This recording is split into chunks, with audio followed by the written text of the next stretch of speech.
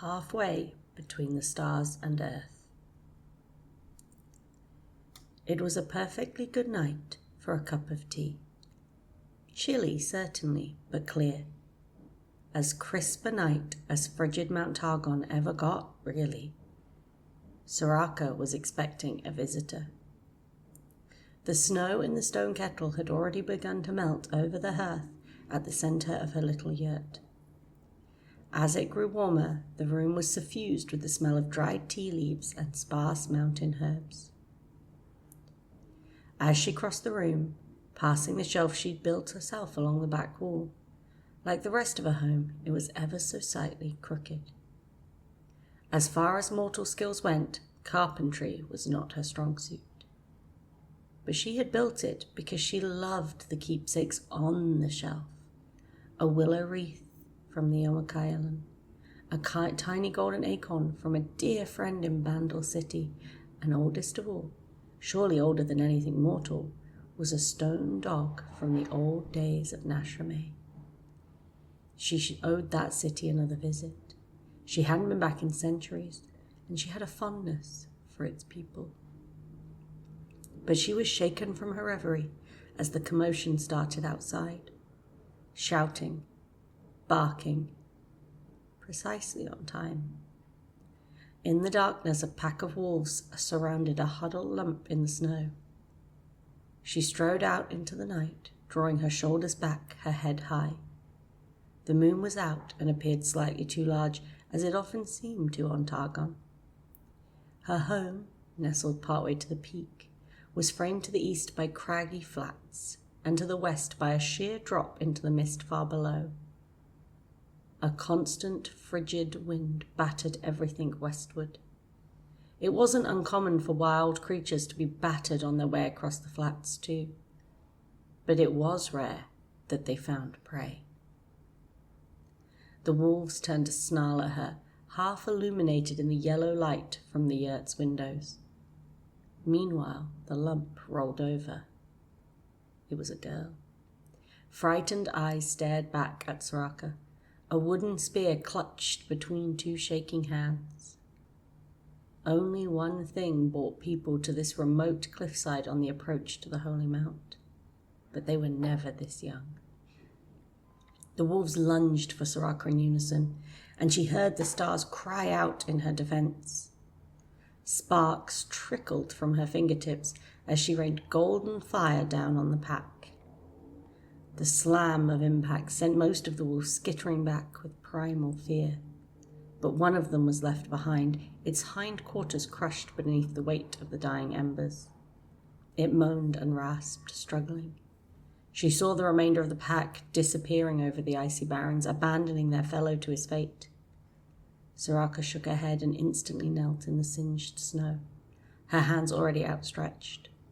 She couldn't bear to feel the poor thing's pain. It tugged at her. As she laid her hands on its bloodied back haunches, it snarled, digging its teeth into her arm. Ouch. Mortality had its drawbacks. "Stop it," the girl cried. It'll kill you."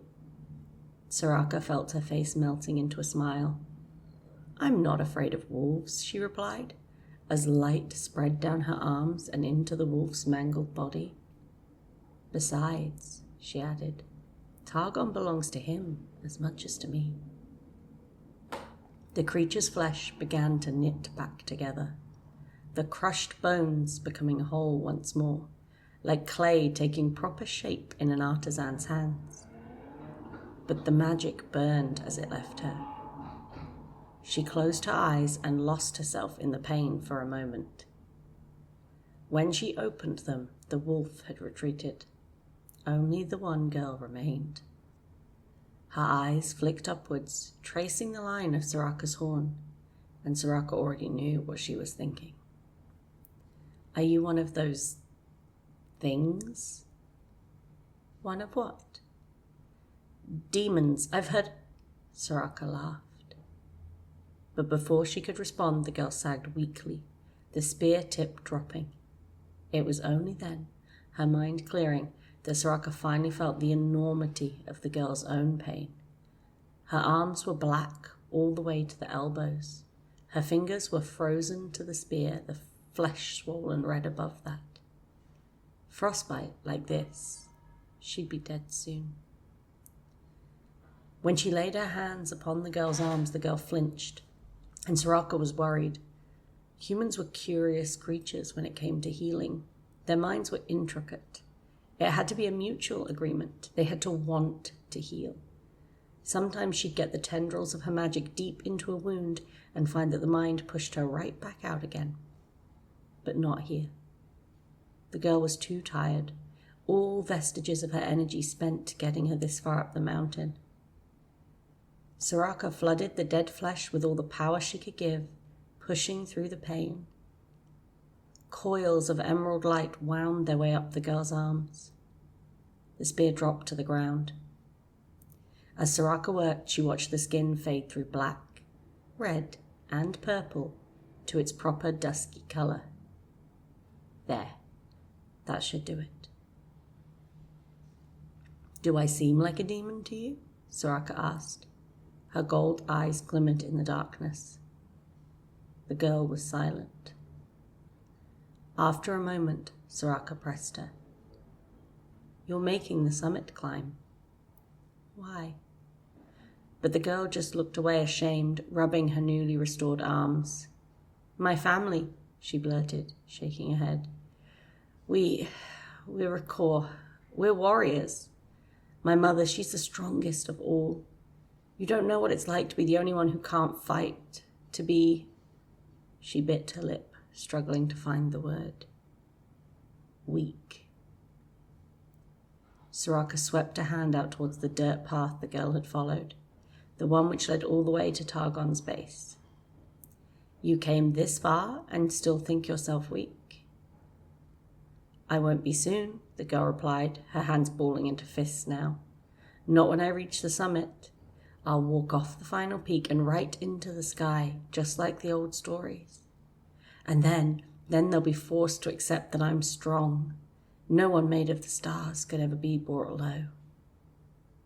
"If only that were true," Soraka said, flashing a too sharp grin. She scarcely caught the girl's face breaking out into stunned amazement as she turned, walking to the edge of the path. Above them, the stars spread out against the inky sky, brighter than they were anywhere else in the world. They sang songs only she could hear. This was home to her. It hadn't always been, but it was the home she'd made. "Come," Soraka beckoned, and she raised her hand, trailing her fingers across the heavens. As she did, she knit the clouds and mist into shapes which wound their way against the moon and became faces the girl would no doubt have recognized from stories. A young woman with pale hair. Her counterpart, a woman whose face burned as brightly as the sun, and a warrior with a spear not unlike the girl's own. All of these mortals ascended to the peak, but they had chosen that path with all their soul. She turned to the girl and spoke slowly, taking no delight in her words. "You have not truly chosen the mountain, and Targon will not choose you. You would walk to your death. Don't do this." The girl turned away. She was silent a long time. "Where then?" she said at last, her voice rough. "I can't go home. I can't go back to them. Where else would I go?" Soraka smiled. "The world is vast. Your paths are many. I can help if you let me." The images in the moon had faded. Soraka motioned to the cheerful yellow yurt nestled amongst the rocks nearby. "But first, better come on inside and get warm. No sense in starting back until dawn comes. Besides, I've got a kettle on. Perfectly good night for a cup of tea."